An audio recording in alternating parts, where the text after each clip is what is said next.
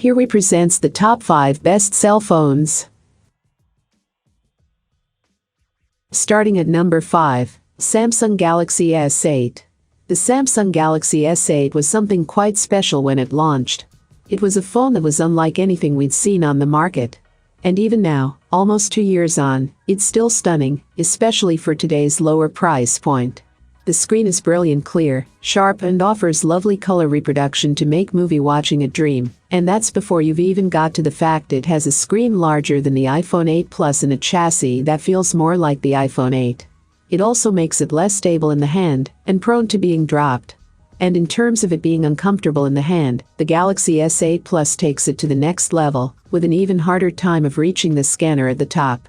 Facial recognition, despite being the default out of the box, is a non-starter for us. The phone fails to recognize your face far too often, it doesn't work in low light, and it can be spoofed by a photo. Nope, not happening. There's nothing more infuriating about this feature than the fact you can't see if you're positioning your face correctly.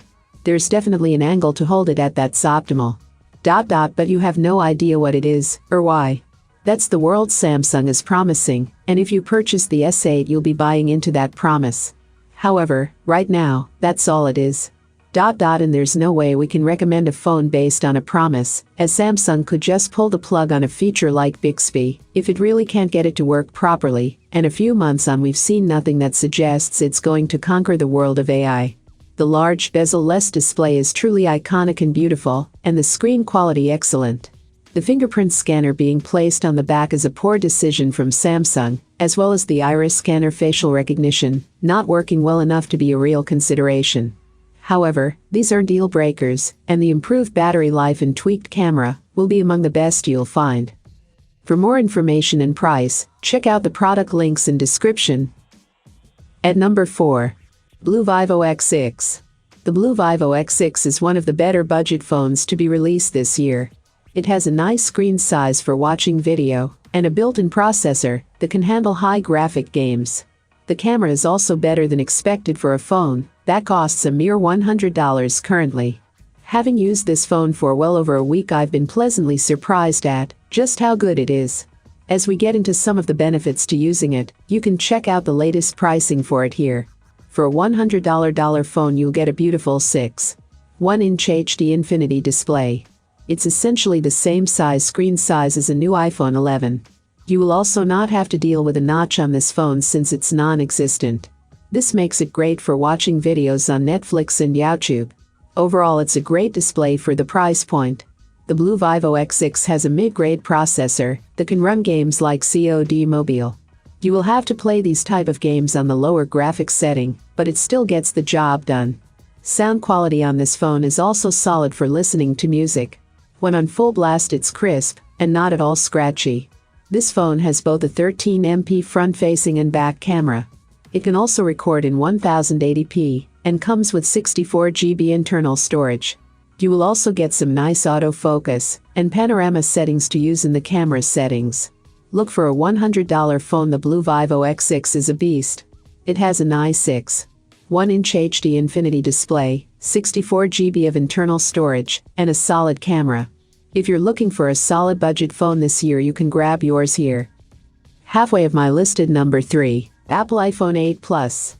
The iPhone 8 Plus, launched in September 2017, is the second best phone you can get from Apple. It offers most of the features in the top-of-the-line iPhone X, but in familiar hardware. 2 months after the 8 Plus's release, the X would mark the first major design upgrade from Apple in years, but change, and a high price tag, was hard to swallow for some. To reiterate, the iPhone 8 Plus has all of the same basic features as the new iPhone 8, except for its larger size, slightly better battery life and better cameras. If you want a deeper dive into those main new details of the 2017 iPhones, check out our iPhone 8 review.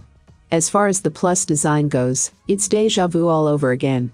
The iPhone 8 Plus looks identical to the 7 Plus, but it does feel different, thanks to a move to a glossy glass back. Apple's construction process this time uses stronger aluminum body accents, steel reinforcement inside and metal highlights around the camera lens. There are only 3 colors this time: white with silver highlights, glossy black and space gray, and a blush pink light gold that feels rose goldish. The Samsung Galaxy Note 8 is a great camera. The new Pixel 2 is a great camera.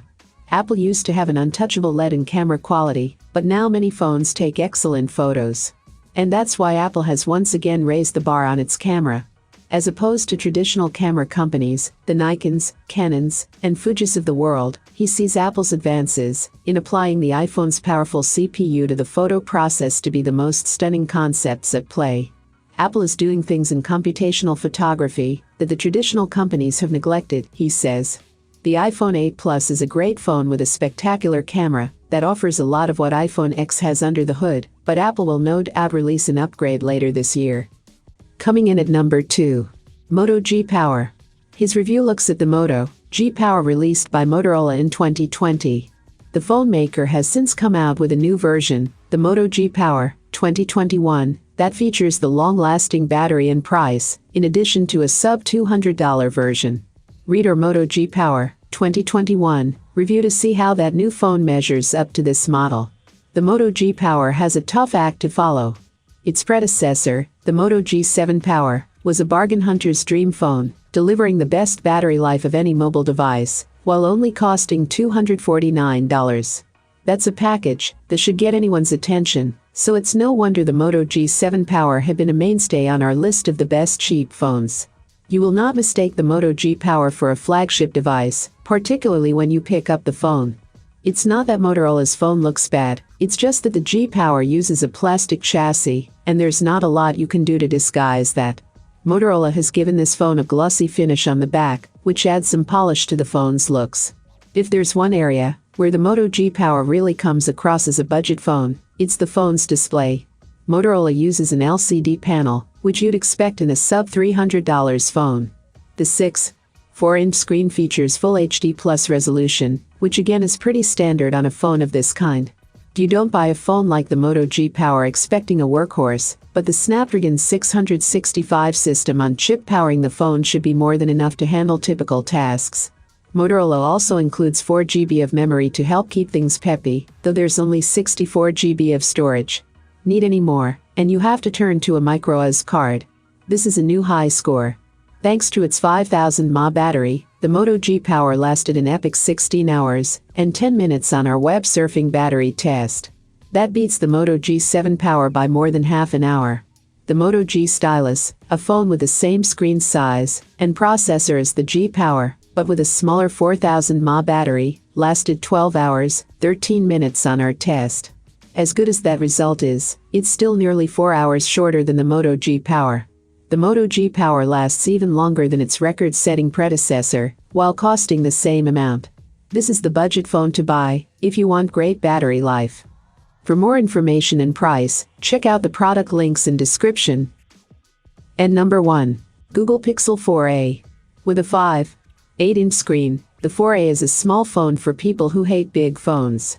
The 6.2-inch Pixel 4a 5G is the opposite, even larger than the flagship Pixel 5. It's still not too unwieldy to hold, at least not in my large hands. You'll find the same OLED panel on both with a 2340 x 1080 pixel resolution. It's sharp, colorful, I can stare at these screens all day. I've been partial to the smaller 4a, using it to watch my favorite shows more often than usual, because it's so lightweight and compact I can easily wrap my palm around it.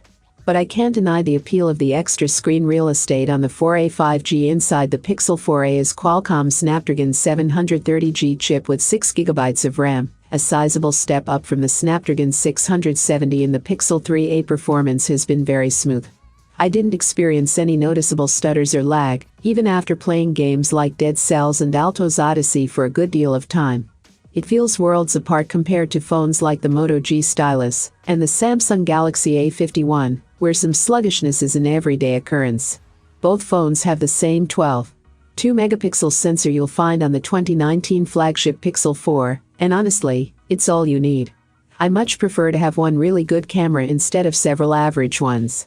The Pixel 4a 5G adds an ultra-wide camera to the mix, and they all share a nearly identical 8-megapixel selfie camera too. At a time when millions of people are out of a job, these two phones are a third the price of many high-end models, yet will do everything you need, and do it well. The Pixel 4a is what most people should get, but if you really want a big screen, the 4a 5G will do more than satisfy. I have included these product link in the description. You can check out this link for more information and latest price. Thank you for watching this video. Please hit the like button, share with your friends, and be sure to subscribe.